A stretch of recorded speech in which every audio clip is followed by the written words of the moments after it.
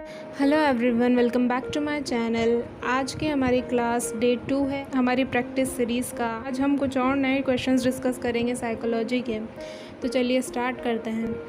Question number 1 है, समस्या के अचानक समाधान की वकालत करने वाले सिद्धांत का क्या नाम है? संक्रियात्मक अधिगम, सूच का सिद्धांत, प्रयत्न व भूल का सिद्धांत या अनुबंधन का सिद्धांत। तो हम जानते हैं कि जो सूझ का सिद्धांत है, जो कि गेस्टाल्टवाद से संबंधित है, वो ही समस्या के अचानक समाधान की बात करता है, जिससे वर्दीमर, कॉलर, कॉफका ये सब संबंधित है। इसके लिए इन्होंने प्रयोग भी किए हैं, कॉलर, कॉफका, वर्दीमर ने, और इस बात को साबित करने की कोशिश की है। ओके, ऑप्शन नंबर 20 का करेक्ट आंसर है। नेक्स्ट क्वेश्चन अगर हम देखें, व्यक्तिगत विभिन्नता का सम्मान करते वक्त एक शिक्षक से क्या आशा नहीं की जा सकती? ऑप्शन नंबर ए, योग्यता अनुसार समूह में विभक्त करना, पाठ्यचर्या को समायोजित करना, बच्चे को स्व अध्याय के लिए छोड़ देना या शिक्षण विधियों को समायोजित करना।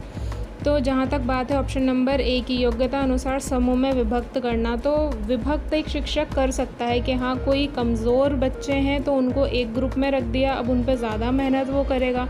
कुछ बच्चे ऐसे हैं जो प्रतिभाशाली हैं, उनको एक ग्रुप में रख दिया, उनको अलग तरीके से पढ़ाया जाएगा।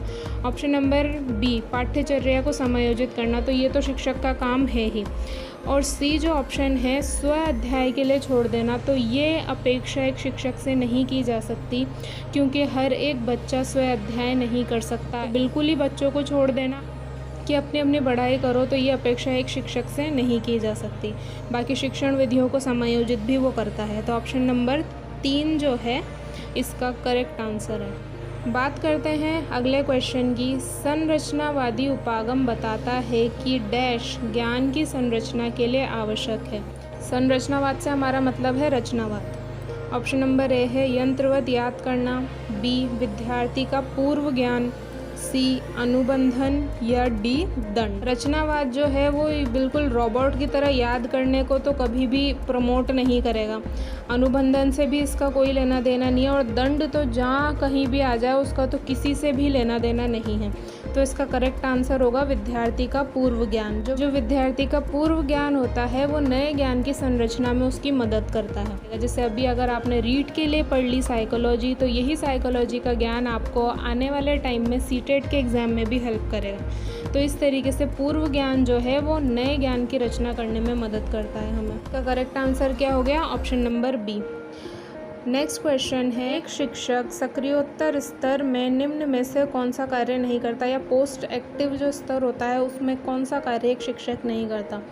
तो जैसा कि हम जानते हैं कि जब अगर आप सब ने बीएड की होगी तो आपको पता होगा, जब भी हम पढ़ाते हैं तो उसके 3 स्तर में हमने उसको बांट दिया है। एक है प्री एक्टिव, जब हम क्लास में जाने से पहले जो पढ़ाने की तैयारी करते हैं, जैसे कि लेसन प्लान वगैरह बनाना, पाठ की तैयारी करना, पाठ योजना बनाना।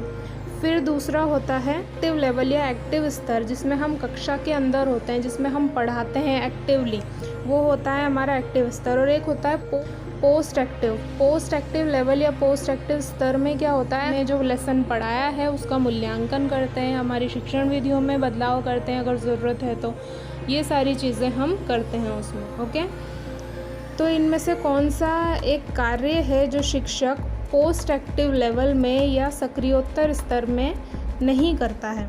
ऑप्शन नंबर ए है मूल्यांकन तकनीक का चुनाव, ऑप्शन नंबर बी शैक्षिक उद्देश्य का निर्धारण, ऑप्शन नंबर सी शैक्षणिक अधिगम की विधियों में कुछ बदलाव, या ऑप्शन नंबर डी कोई नहीं। तो ऑप्शन नंबर बी इसका करेक्ट आंसर होगा, क्योंकि उद्देश्य का निर्धारण जो है हम प्री एक्टिव पीरियड में करते हैं या कक्षा में आने से पहले हम करते हैं। कक्षा से बाहर ये पोस्ट एक्टिव का काम नहीं है। ओके, नेक्स्ट क्वेश्चन है, एक शिक्षक इस बात को जानता है कि उसके छात्र अभी परीक्षा में सामान्य भाषा के ही प्रश्न समझ सकते हैं, कठिन भाषा के प्रश्न नहीं समझ पाएंगे, और वो परीक्षा पत्र जो वो बनाता है उसमें सामान्य भाषा के ही प्रश्न देता है, कठिन भाषा के प्रश्न वो नहीं देता है। ये क्या है?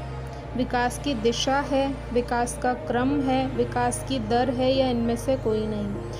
तो ये जो है विकास का क्रम है, क्योंकि एक क्रम में ही बच्चा सीखता है। पहले वो डिफ़िकल्ट चीज़ नहीं सीख जाएगा, पहले वो आसान चीज़ ही सीखेगा।